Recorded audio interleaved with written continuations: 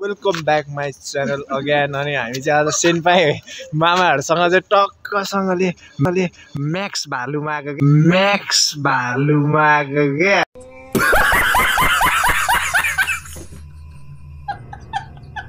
मजाले अब रेस्टुरेन्टभित्र आइसक्यो केटाकेटी हो।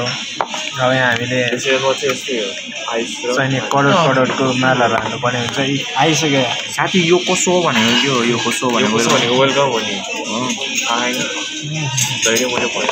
पानी है यहाँ पानी जहाँ बनाउँदा पुरै यसो दिन्छ नि यो कसो भनेको पानी यो मान्छेलाई वाइफाई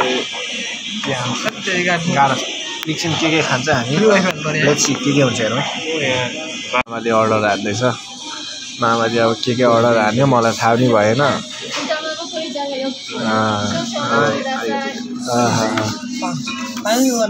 मामा के अर्डर हाने हो? के अर्डर हाने? चिकन रामेन कसम ह्यान्डसम देखा छ यार। क्या ह्यान्डसम देखा है कसम। फेरि हाम्रो गेन्जी मामा फेरि सायोको गेन्जी बिचमा प्याच्च बजेर कुरा बिगार्यो नि।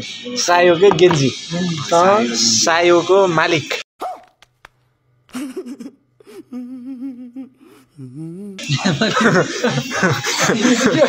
म चाहिँ होइन सायोको बेरोजगारी महासङ्घ अध्यक्ष म दुईजना मामाहरू अनि टक्क हामी दुईजना यो चाहिँ मेमोरिजको लागि हुन्छ मेमोरी विथ यसो अलिकति अघि केटाकेटी हो आयो करोडको माला हे ल हजुर।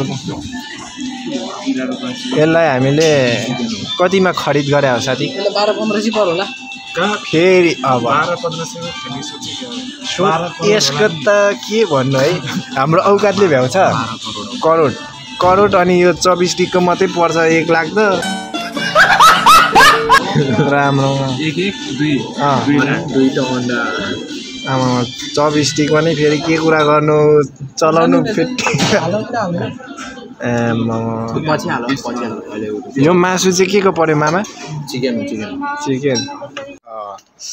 केटाकेटी हौ खाना खाएर पनि अब साथीको रुमबाट चाहिँ हामी चाहिँ टक्कसँगले मेरो रुमतिर म चाहिँ जान्छु। साथी चाहिँ काममा जान्छ। अब मेरो चाहिँ काम साम छैन। खायो बस्यो उठ्यो सुत्यो। भ्यू चाहिँ बब्बाल छ हौ यार।